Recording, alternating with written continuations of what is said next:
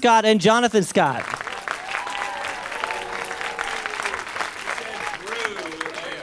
What did I say? All right. So I'll have you know, Hello. we're going to give you so much insight today about why we have one of the top-rated shows on the network. It's because, like in that video, we discovered that power tools and tight jeans sell. It's all about the jeans. That's why he has more social media followers than I do. He's the one who does the slow motion renovations in tight jeans. Who follows me on social media? A couple of you. Who follows me? I think I had 3 more hands. Yeah, over there. Do you He keep does. track? Do you keep track of each other's numbers as much as your own? So, No, I'm not really. Oh, bull. Drew, so I have about 130,000 more followers on Facebook, and it drives him nuts. If you can What ask about Linda, Vine? you can ask Linda. He can't sleep at night because of it. What about so. Vine? Vine, Drew's beating me, so he brings that up all the time. So, but Vine, I've got 40,000 more. So on social media, who's seen the videos that we do on Vine? Anybody? A couple of you guys? Basically, we come from a comedy background. I know we're answering all your questions. No, you don't before need even me. ask. Come on. We came from a comedy background. We used to do stand-up, sketch comedy, improv, and then we got into real estate. And obviously, a lot of you know us from Property Brothers and the shows we do on HGTV. But I love Vine because it lets us go back to our comedy roots. So we just goof off. You may see Jonathan in gold lame shorts. That happens. It's his typical outfit. I also Just very because short of Vine, attention of course. span. There's no, you wouldn't, if it weren't for Yes. Vine, that wouldn't be happening. Oh yeah. I'm wearing my gold lame shorts right now, underneath. So. So you did talk a little bit about the beginning. When did you always know you would end up working together though? I mean, despite no matter what it ended up being, did you know initially that you were just meant to just pal around? We started our very first business at 7 years old without any influence from our parents. And people were always saying, oh, that's cute, couple kids starting a business. We started making those hangers that you wrap nylon around and you do a little rosette on them. I don't know if you've ever seen them in Arts your and grandma's crafts closet. kind of thing. For real? So, yeah, For we real? did. So we started doing that. We saw them at somewhere where we were with my mom, and we're like, we could do that. We started making them. We went door to door at the holidays selling them, and people were getting them. This is cute. And we ended up meeting this woman who owned a chain of American paraphernalia stores in Japan, and she started buying them by the thousands. So I'm not kidding you. So these 2 7-year-olds, we were making thousands of dollars, and that was our first official business together. And we're like, we got the same entrepreneurial spirit. We had our business cards we made. We just got construction paper and pencil crayons, and we drew each card individually. And it was Jam Enterprises, Jonathan, Andrew, Mom. And our slogan was, we take care of your hang-ups. So that was... Oh, it was very but yeah, clever. we knew right from the beginning. We always worked well together. I know for our older brother, JD, he's 2 years older. We were the annoying little brothers because we were always on the go doing something. But Nothing's changed. We're still the annoying brothers. yeah, exactly. We were clowns. That was one of our first other jobs. Both of you were clowns, And he hasn't stopped. and one of you is a magician. He's a magician. Yeah. You do something to do in your spare time. Saw Brian in half? Yeah, I don't know. please do. And also karate. Yeah, second-degree black belts in karate. We started that when we were 7 as well. My dad said, you can either get into scouts or actually, when my dad said it to us, we were beavers at the time. I don't know if you know what that is. It's like for What's that? boys when you're a kid, it's sort of like a scouts kind It's of like thing. a Cub Scout thing. Yeah, or a Boy junior. Scout. And where we were in Canada, when you go from beavers, the next level is scouts. And so my dad said to us, you guys, you're 7 years old, you can go into scouts. Or you can go into karate! And he made it this very exciting sounding thing. We're like, yeah, let's do that.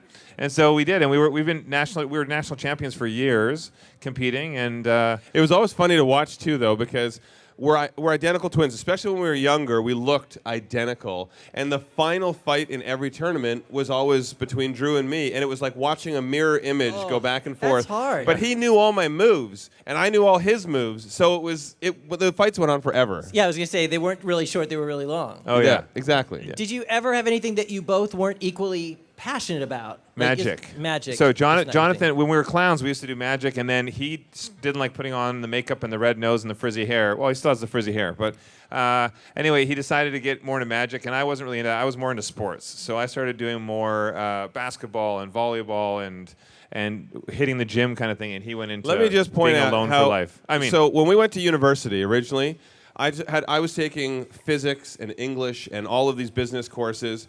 Drew dropped all his academics and took just square dancing, volleyball, basketball. Yeah. all Did you of the really sports. take square dancing? What's the problem with that? Well, I would imagine it's an easy A, but like, You would think, but if you don't have moves, Can you show us some of those moves? Do you remember them? If only I remembered them. Yeah. No, I know there was a belt and you hook your thumb. It was actually I wanted to be a coach, and so I got square into dancing coach? A square dancing coach. No, I did kinesiology, and so I had a minor in math, so I still had to do math and a lot of my sciences. But then they said you also have to do every sport because if you're going to coach, you have to understand. So I'm like, drop all the boring. Let's pick up all the fun. I did swimming. I did badminton. I did everything. It's you actually even use the N that so many people put in silently. Badminton. badminton. But you say badminton. Minton. It's because I very have a proper. degree in badminton. So this is the funny thing, though. When we split off, so we were young still.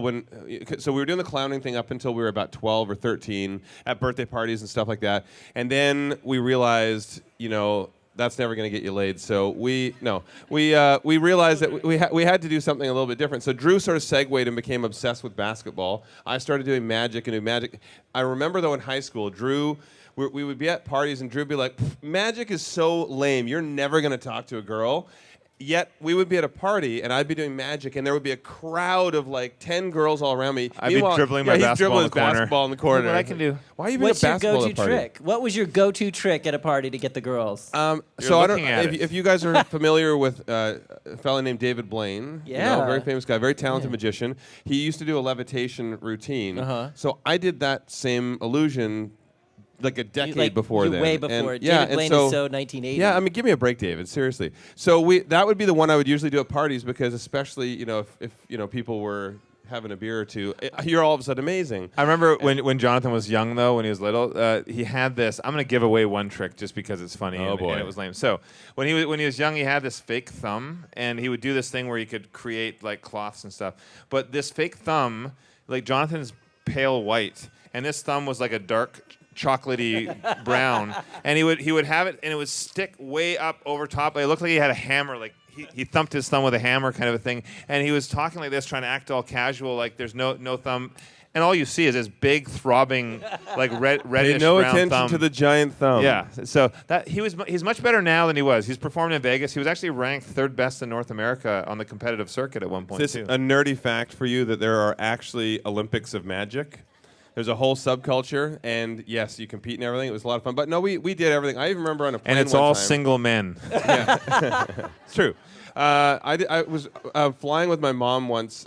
This is back when I was probably 15 years old.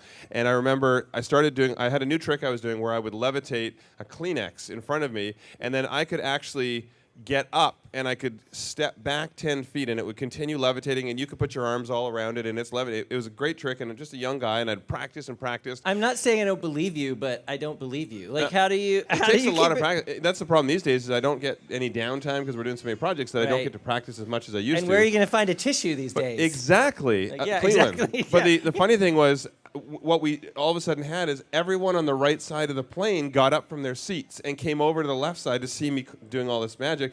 The captain came on and told everyone to go back to their seat because they said the plane was like leering. It was like leering off because so of everyone cloud. had to go back and sit on their side. If you haven't realized, ask us one question like, how's the weather? And we'll babble for an hour. Is there one thing that one of you likes to eat that the other one doesn't? I like twin questions. We'll get to the show, but I love twin questions. I think for food, I mean, sushi is top of the list. But he won't eat it, and you will. No, we both love it. I Like, what can't think about of- one thing that one of you No. loves and the other one hates? So this is the problem.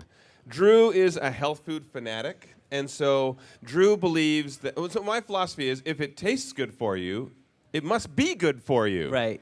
Yeah, That's not always That true. doesn't not work how it out so works. well. But he'll make all these healthy meals that I'm sure they're very healthy, but it's like eating cardboard. Actually, Jonathan also has a little delicate stomach. I can eat this table and I'll be fine. So I'm a little. Yeah, I like healthy foods, clean foods. So I think of it this way. I'm like, let's be honest. Why would you want a six-pack when you could have a keg? Right. Yeah, exactly. Obviously makes sense. True. more to That's That's love. good point. More to love. Yeah. Obviously, you do a lot of television, but you're also doing music now too. Tell me how this started. Tell me how people can find it. Well, there's you may not know her. She's sort of a new up and comer, Taylor Swift. She asked me to collab on an album, and so no. So for Property Brothers at Home on the Ranch, this is our roots, where we came from. And when we grew up, we used to just sit around the campfire. My dad and I strumming the guitar. We would all be singing, and we thought, wouldn't it be fun to actually record a couple of songs? And we have friends in Nashville. So a singer-songwriter, producer friend of ours, and she's worked with, and another fellow, Chad Carlson, between the two of them, they worked with Taylor Swift. They worked with Lady Antebellum. They created Lady Antebellum, Garth Brooks, everybody. To have someone like her that said to us, hey, we should write a couple of songs together, we thought it was pretty exciting.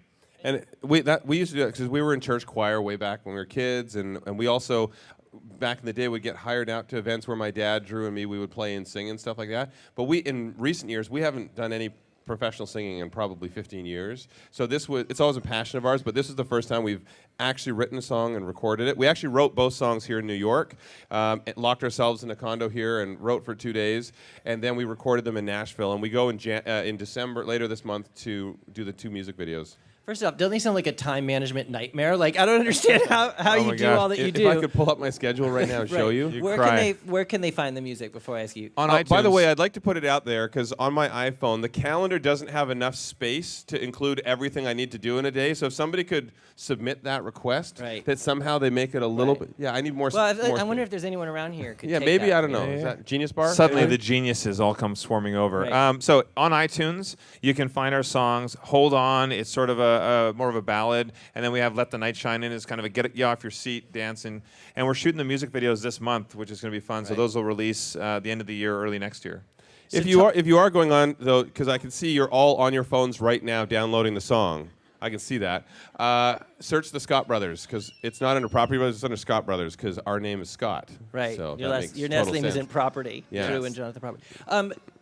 You've obviously got all these shows going on. You've got Property Brothers at Home on the Ranch. You've got Brother versus Brother, Property Brothers.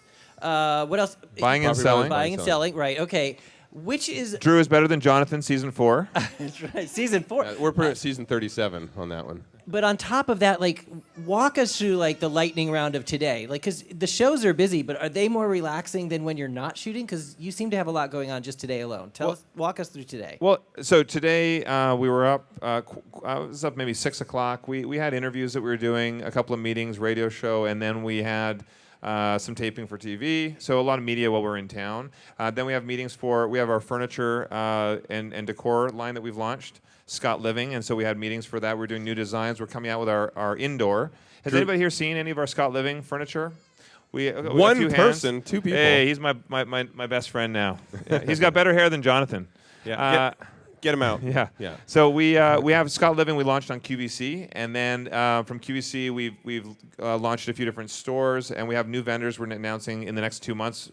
Big announcements. So we're excited about that. Drew also had to squeeze in a hot stone massage today. Oh, I actually went for a mani-pedi today. You didn't know that. I did not know that. So I said, I got some important things and some emails I got to do, and then my girlfriend and I ran off and had a mani-pedi.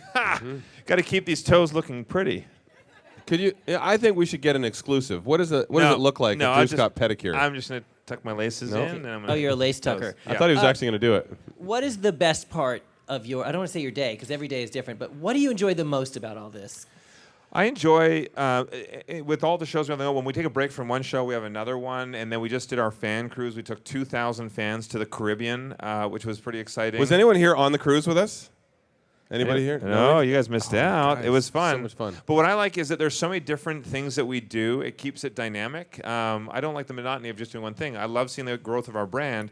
And the fact that we air in over 140 countries, we are literally affecting people in a positive way around the globe. We're helping people understand how they can get into their dream home without blowing their bank. I like, because what we do is a very creative process in envisioning what a home can be and making that change. But on the flip side, on social media, we do all kinds of goofy, fun things. Right. We take the job seriously, but not ourselves. And what I love is when I see our fans also jump on and do something crazy and wild and wacky, and then they'll tag us so we can see it. At Halloween, we had, I don't know how many people dress up as the Property Brothers. It was the funniest thing in the world. We had babies that were like 6 months old dressed as the Property Brothers. We had older, everybody. We had yesterday, actually, 2 fans. I think they're sisters. I think they're actually twins. They actually posted, they grabbed a bunch of our typical poses from the different seasons. One of me carrying Jonathan over my shoulder and a few things. They dressed as us. She painted a beard on her, and they did all our poses. So it's Do you have a couple go-to poses when you're together, like for a photo? All right. Give us like Albert. I won't tell you to pout or anything, but like if I'm the photographer and the photographer's facing you, what are your go-to poses? This is called the Property Brothers pose. Click, click. Yeah, that's exactly. And then when we want to get a little crazy and mix it up, then I'll usually do this. Ooh. Oh, click, see that? click. Casual. The There's one- also the typical Drew every single day dealing with Jonathan pose. Click, click. We have many. Did you, when this all started, this particular phase of your business, how did it shake down? Did it just happen to be that you were going to go into the real estate side, you were going to do more renovation, or No, was well- that a natural thing? No, what a lot of people don't realize actually is Jonathan was a licensed agent as well. He was the broker for our company. So Jonathan actually had more real estate designation than I do. So Drew literally does nothing. yeah, you see. Yeah. But the other side of it too, I know how to do the hands-on side of it because when we first started, we both did all of the construction side, the renovations. But I'm not a licensed contractor. Jonathan went further and licensed as a contractor, and he went to school for design. The interesting thing is, so originally way back in the day, we went to school, both of us to school. I took business and Same school? University of Calgary originally, and then And I took ping pong. Went for a little while there, and that's when we bought our very first investment property. 2 18-year-old guys. We came out of high school. We didn't want to be struggling actors, and Drew was a director, so we thought, let's invest in real estate. That'll fund all our creative endeavors, and so we. Read every book we could. We even bought the infomercials with like the babes and boats in the background, and the guy's like, "No money down, make millions." He wanted that. I still don't have babes and boats, but so we read all that, and we got just enough information that we were able to buy our first house for $250 down. That's all we were out of pocket. It was a big $200,000 home, which now and here would not get you even a parking spot, but where we were, that was a pretty good deal, and that was back in the mid '90s, and so we flipped that property, made a $50,000 profit, and the light bulb went on, and we thought we could make a business out of this. So that's when I left business at university, and I went to college for construction and design, licensed Drew a couple years later, and we started our company. We actually started our real estate company almost a decade before the show came around. Yeah, we started investing in '96, and then we actually were approached in 2009. So I was originally approached. We had been doing real estate since '96 until about 2006, and I decided I want to get back into acting. I hadn't done any of it. That was my passion. We did it when we were kids, and I started going out for auditions. But when I was going for auditions, I started getting more calls for host roles as a real estate expert, which I thought at the time, like, I don't want to host. I want to be an actor. And then now it makes so much sense doing it. And then I started being pitched for a few shows. I was pitched for a terrible show. The Jonathan worst loves show this. ever. So this was called Realtor Idol. It's basically American Idol for realtors. was And the I have a dumbest beautiful idea. voice, but it Yeah. was stupid.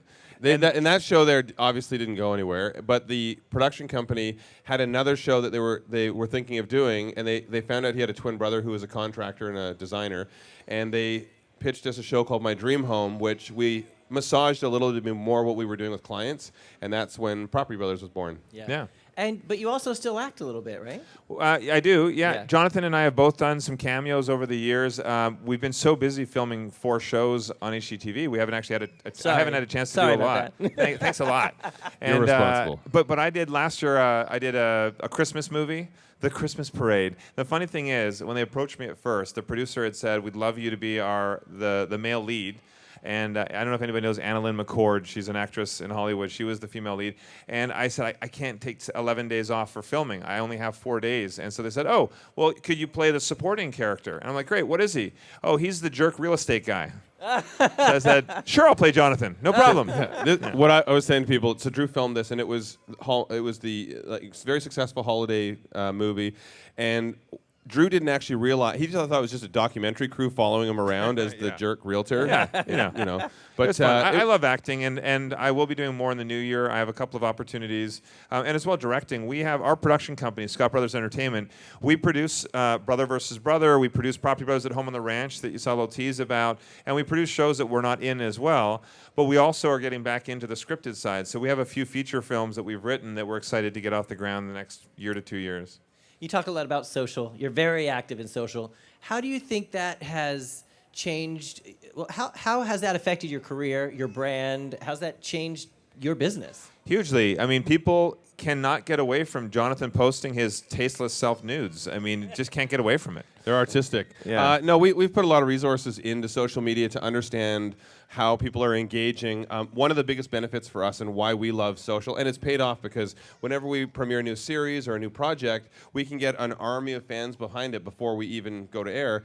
But we, a lot of shows, what they'll do is they'll finish filming a season.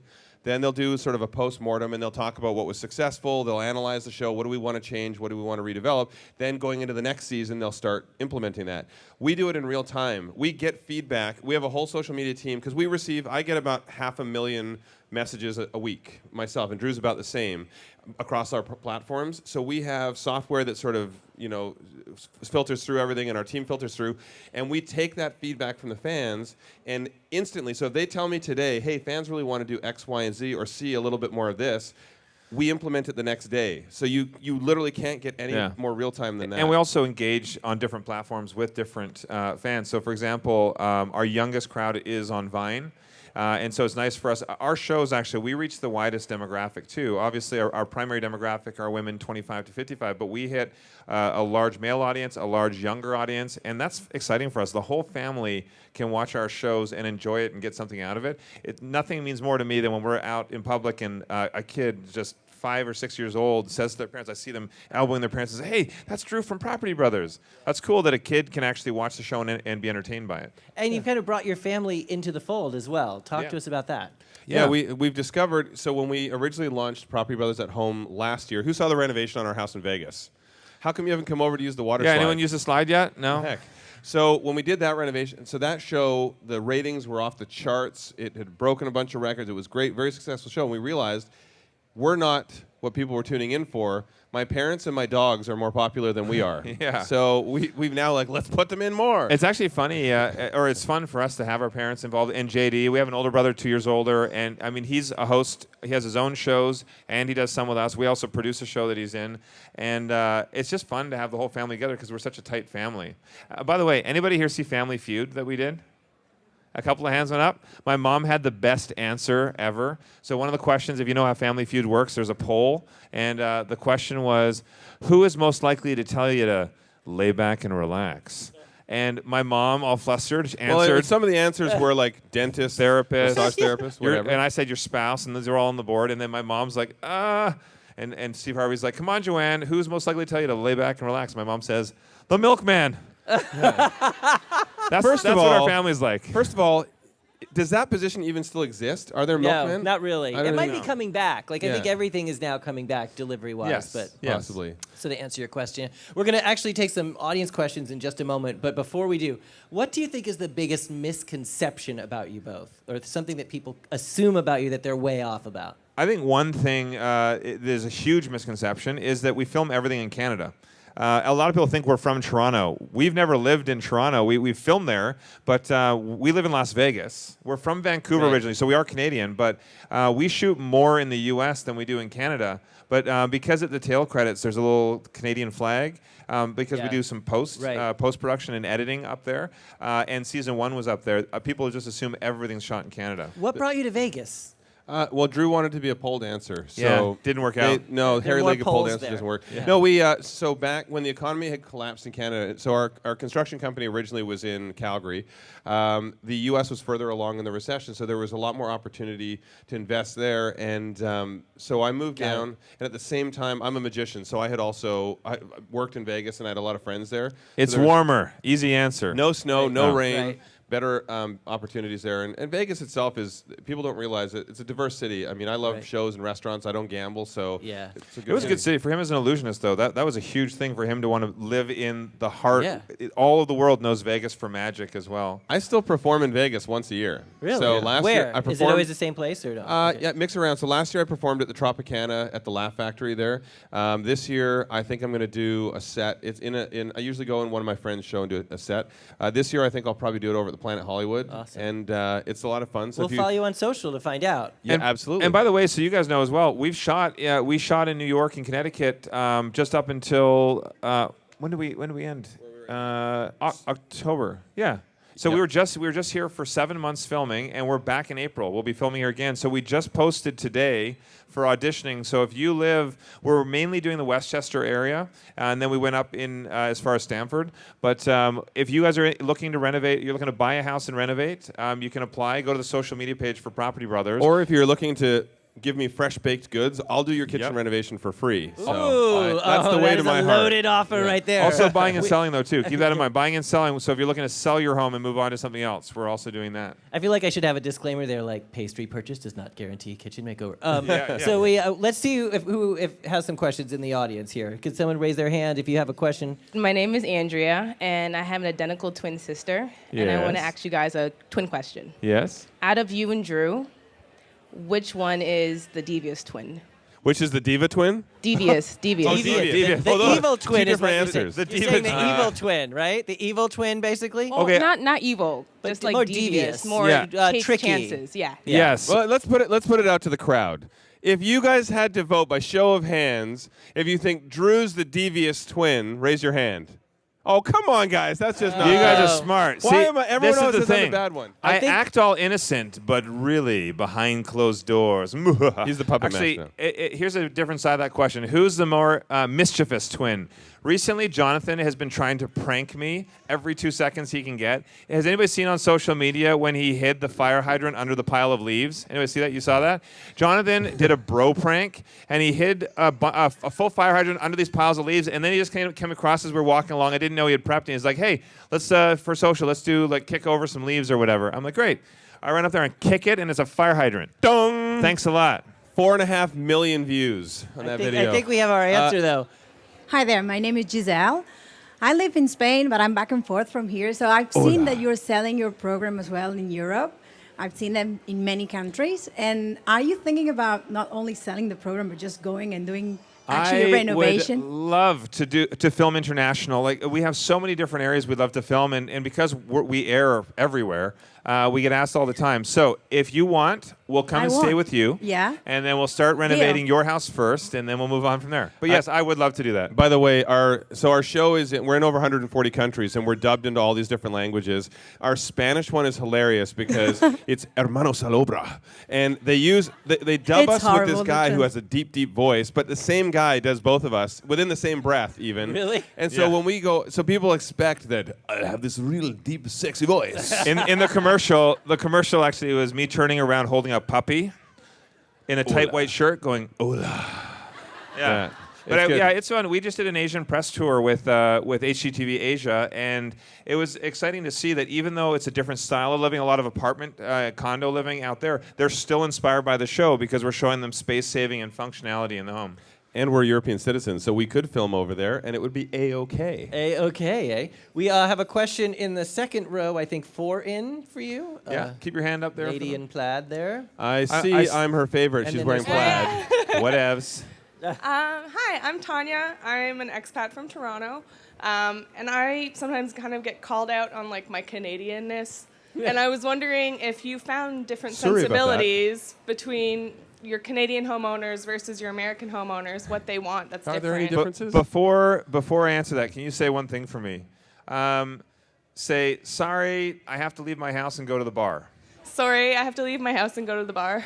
That's not Too bad. bad. That No, wasn't too I Canadian. heard a It little could've bit in the It's sorry. Toronto. Yeah. Toronto's not as The one I always get, they always say I pronounce tomorrow weird. I always say tomorrow. tomorrow. Oh, yeah, that is yeah. funny, yeah. So yeah, there are differences though. So it's funny if you're ever wondering because we don't say on the show where we're filming. In fact, we just started doing that because people were asking. But if you're ever wondering where we're filming, if the price of the house is ridiculously expensive, it's in Canada. If the price is somewhat relatable or even really, really cheap, like Vegas is cheap, or if we're in like Atlanta, the prices are Austin, cheap. or- But the most difference is when we're filming in Canada, the TV's not as big a thing. Like the people aren't as like in love with TV and all that jazz there. So we'll say to them like, we'd like to film with you on Tuesday and Thursday at like between 1 and 4, and they'll be like, no, that's okay. I don't want to. And we're like, oh no, I'm but we busy. really would like. Whereas here, we're like, we'd like to film between Thursday, between 1 and 4. They'll be like, no problem. I'll quit my job. I'll pull my kids out of school. This is great. What do you want? I can That change is my a big name. difference. Actually, here's So- another funny thing that some homeowners do. This is in Canada and the U.S. So we'll start shooting a scene. We just want homeowners to be themselves. We don't want any acting. Just literally be yourself. And then we have the homeowners will start shooting like I'm taking them into a house to tour a house. And then they'll literally go like this. We'll walk in. I say, hey, so what do you think? And they're like, well, Drew, I think this house is terrible. Don't you agree, wife? And they're like super acting. And then we stop and we're like, what are you doing? They're like, oh, I'm playing the part. I'm like, be yourself. We're buying a house. There's no acting. Yeah.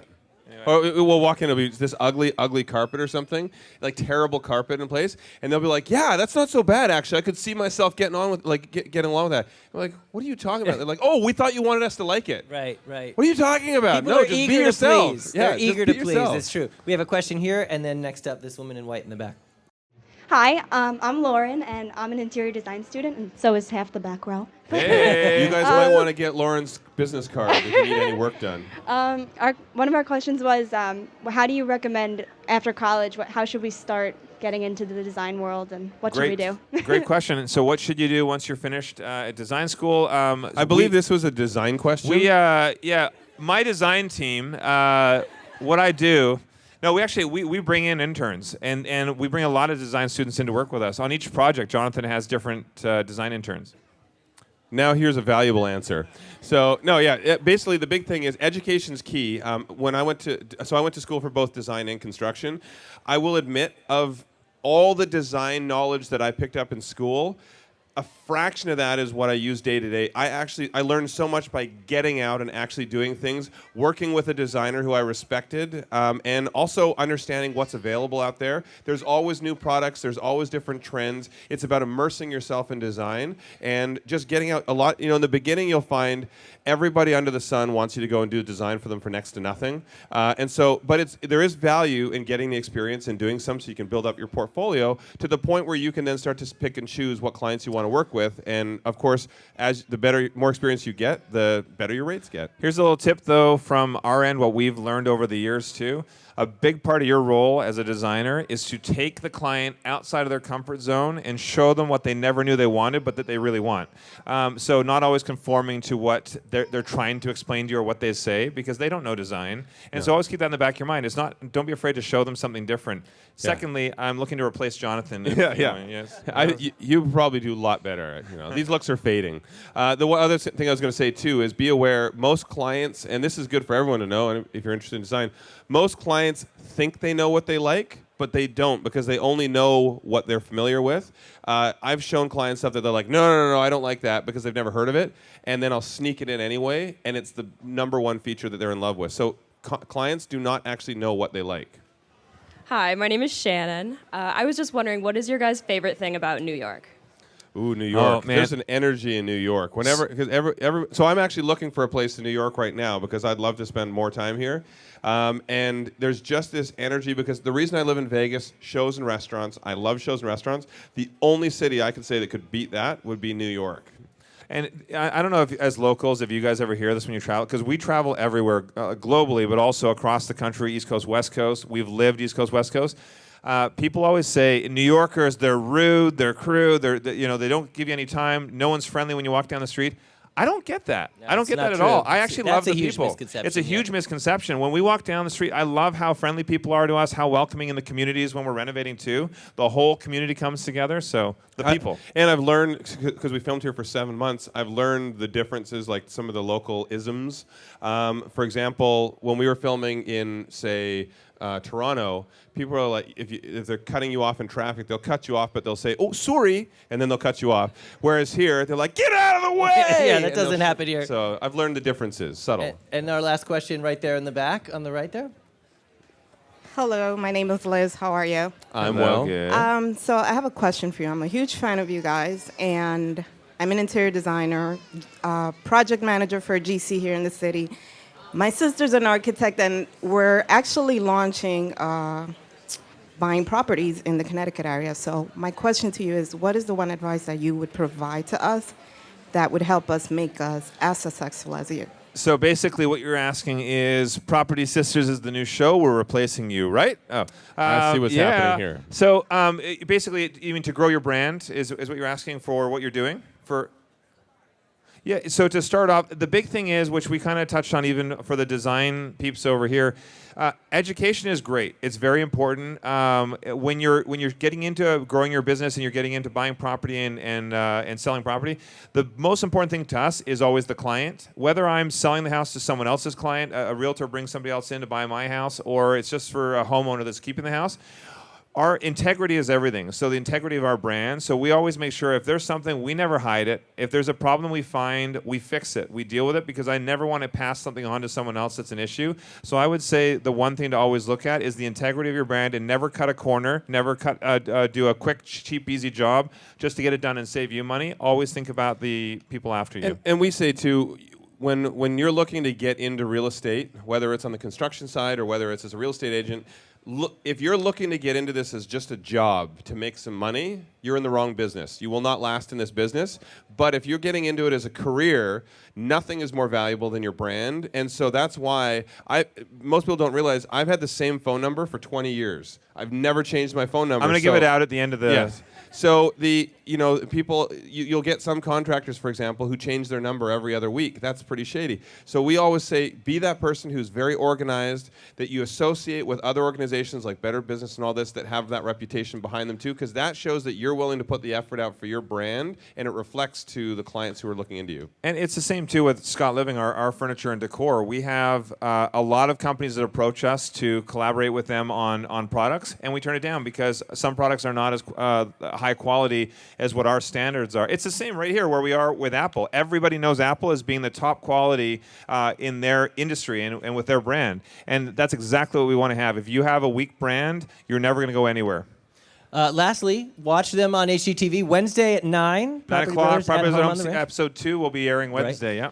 And following on social, it's Mr. MR, Jonathan's. Right? Mr. Silver Scott, Silver's his middle name, and Mr. Drew Scott. Drew Scott, sorry. And then also you can actually, if you want to binge watch, you can go to iTunes Store right now and get many, many, many episodes. So everybody, let's put it together for Drew and Jonathan Scott. Thank you so very much. Thanks for hanging out with us. Good luck to the design peeps out here.